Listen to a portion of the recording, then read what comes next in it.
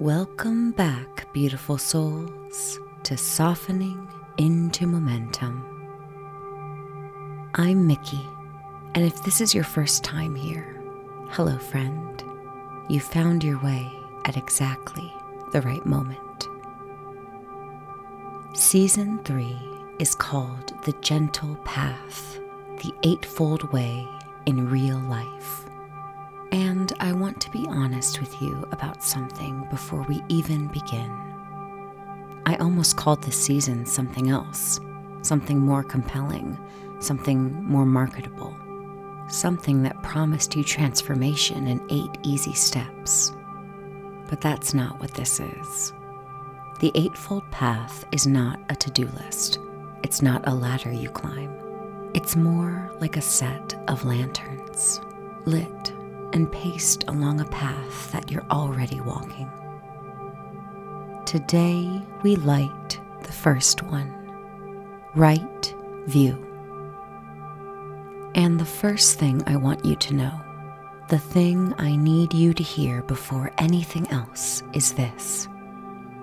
You cannot grow in a body that doesn't feel safe. That's where we begin. Not with mindset, not with goals, with safety. Let's take a breath together before we go further. In through the nose. Long exhale out through the mouth. Good. You're here. That's enough. In the Pali Canon, the ancient texts where the Buddha's teachings were first recorded, right view is the first spoke of the Eightfold Path. And in Theravada Buddhism, it's often described as the foundation for everything that follows. You can't walk the path if you don't understand the terrain. The traditional framing is about understanding the 4 noble truths, which are that suffering exists, that suffering has a cause, that suffering can be released, and that there is a path toward that release. Now, before you tune out, before your brain says, yes, I know this, I want to invite you to sit with what seeing clearly actually costs us. Because right view isn't about intellectual understanding. Any of us can recite the 4 noble truths. That's not the point. Right view is about perception.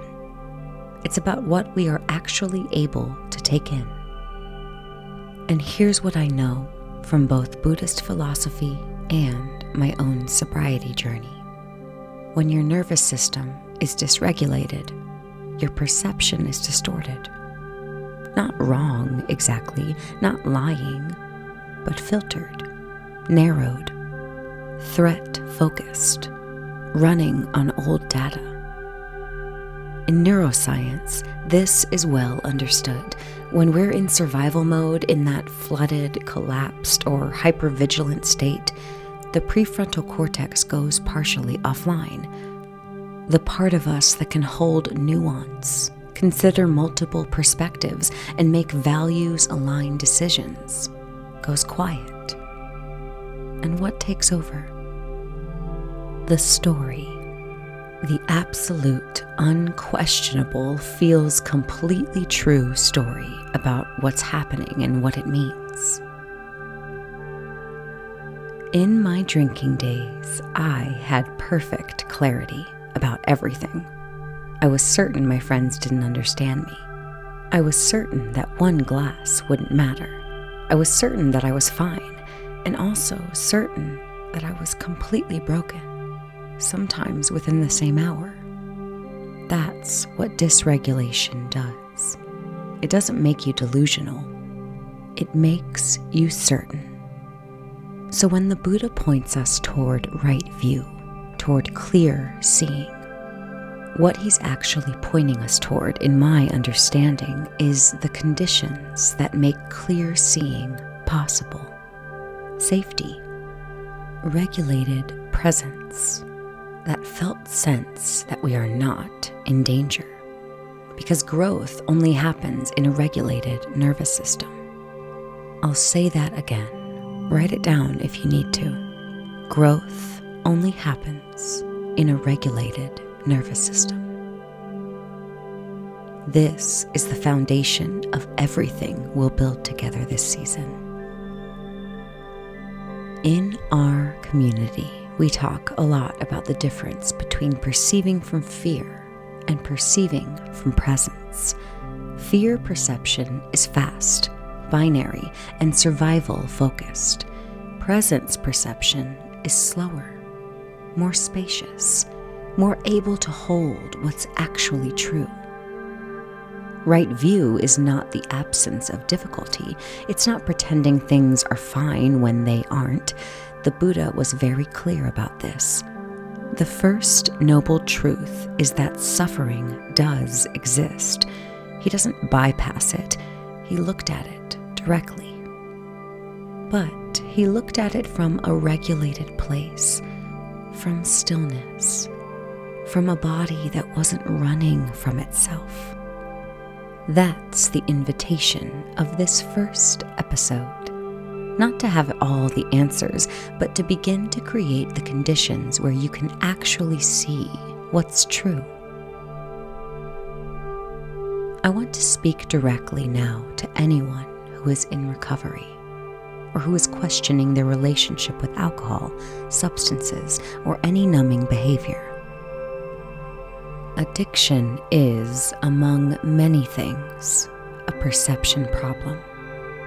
Not a moral problem, not a willpower problem, a perception problem. When I was drinking, I genuinely could not see certain things. Not because I was stupid or broken, because my nervous system was chronically dysregulated, flooded with shame, running on fumes, using alcohol to regulate what I couldn't regulate any other way. And when you're in that state, your vision narrows. You lose your peripheral awareness. You cannot see your own patterns from inside them. This is why the first step in so many recovery traditions is simply to look, see what's true. Not to judge it, not to fix it immediately, but to let the light of honest attention touch it. Right view says, before you change anything, learn to see clearly. And to see clearly, you need safety in your body first. One of the most powerful pathways to regulation is co-regulation. It's syncing our nervous system with something or someone outside of ourselves. This is ancient. Before we had language, before we had philosophy, we had this. The biological capacity to calm ourselves by coming into rhythm with another regulated being. This is why we instinctively want to hold someone who is crying, why we feel calmer around certain animals, why music can shift our state in seconds, why sitting in a room full of meditating people changes something in us. The practice is simple. Find a rhythm outside of yourself. Maybe your cat's breathing, slow music, the ocean, a recording of rain, even your own heartbeat. Match your inhale and exhale to that rhythm. Let your body remember it has company. A sobriety reflection for this week. When I'm dysregulated, what story feels absolutely, unquestionably true? And how do I know the difference between that story and actual reality? Sit with that. Write about it. Don't try to answer it right away. Just let that question open something.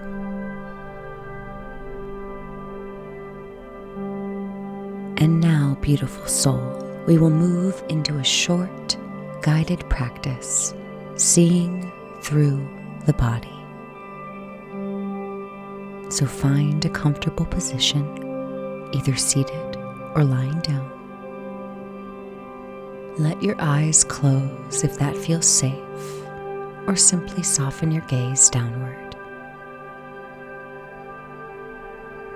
And let's take 3 full breaths before we begin. Inhale through the nose and exhale gently through the mouth. Again, in through the nose, filling deeply, and exhale out through the mouth.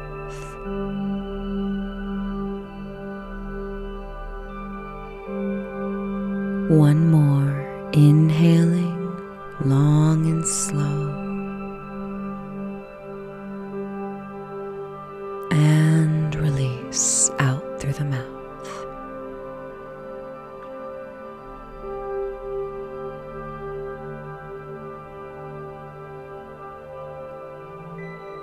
Let your attention drop out of your thinking mind and into your body.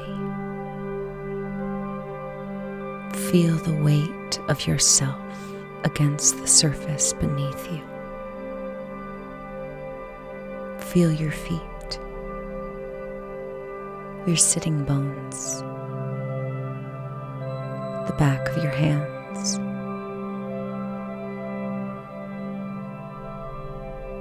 Notice the quality of your breath right now, without changing it at first. Is it shallow, full, tight in the chest, easier in the belly? Just observe it.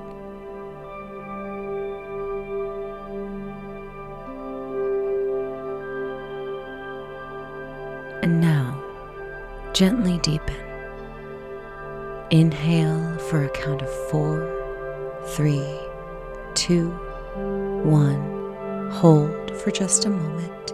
Exhale for 6, 5, 4, 3, 2, 1. Blow it all out. Again, inhale for 4, 3, 2, 1. Hold at the top.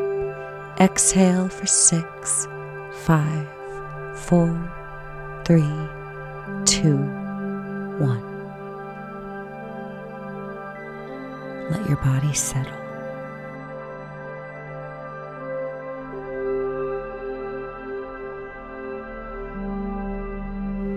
Now, I want to invite you to notice sensation, and only sensation. Not what the sensation means, not what it says about you, just the raw physical experience. There might be tightness somewhere, or warmth, a tingling, a heaviness,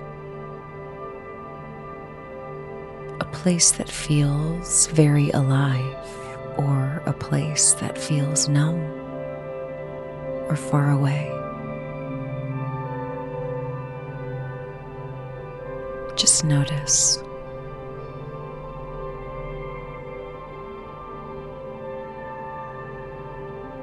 If your mind starts to build a story around what you notice, like that tightness means I'm anxious, which means something is wrong, which means gently return to the sensation itself. Sensation, not story.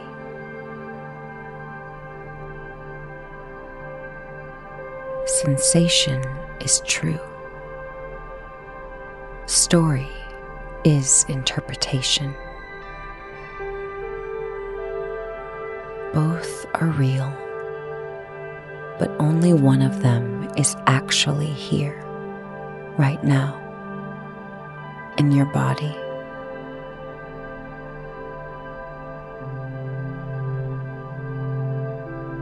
Sensation, not story. Stay with that for a moment.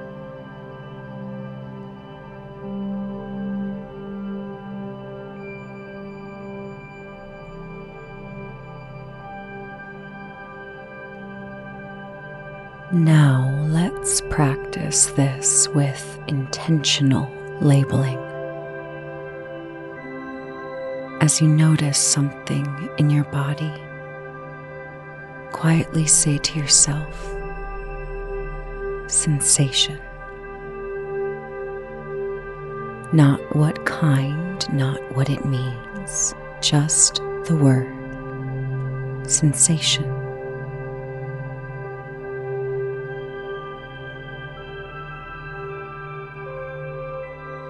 If a thought comes, thought. If an emotion surfaces, feeling. You are not trying to make anything go away. You are practicing the simple, radical act of seeing what is here without immediately making it mean something. This is the beginning of right view. Seeing without collapsing into the story. Noticing without needing it to be different. Sensation. Thought. Feeling.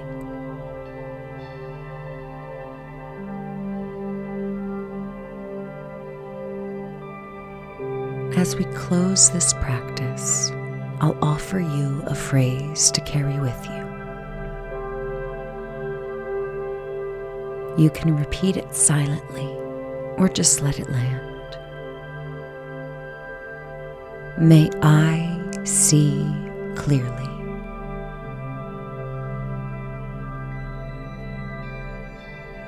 May I feel safe enough to see clearly.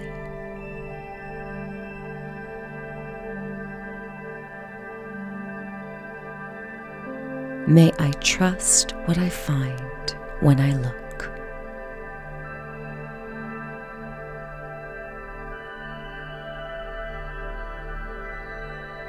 When you're ready, take a slow breath in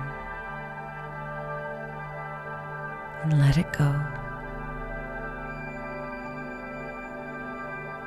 And let your eyes gently open. Welcome back. If this teaching opened something in you, I want you to know there's a place to go deeper. The full regulation lesson, including tools for co-regulation, a worksheet for this week's sobriety reflection, and our weekly live metta practices are all happening inside the Metta Momentum Sangha on School. You can join free or step into the premium community for the full meditation library. We practice together there, gently, consistently, without pressure. The link is in the show notes. Please come as you are. Next week, we move to right intention, and we'll talk about what happens when we stop trying to force the growth and let the heart lead instead. Until then, beautiful soul, be gentle with what you see. It's already more than enough. The Softening into Momentum podcast is lovingly curated, created, written, edited, and produced by me, Mickey Byrne, with accompanying sound bath frequencies by my good friend, Static. If you would like to dive further into his incredible musical work, please go to YouTube at Static is Noise. My new book, Permission to Be, a memoir about sobriety, self-trust, and learning to come home to yourself, is out now in print and ebook format, as well as the intimate audiobook narrated by me, available exclusively inside the school community. All links in the show notes. Thank you for softening into this moment with me. Until we meet again, Namaste.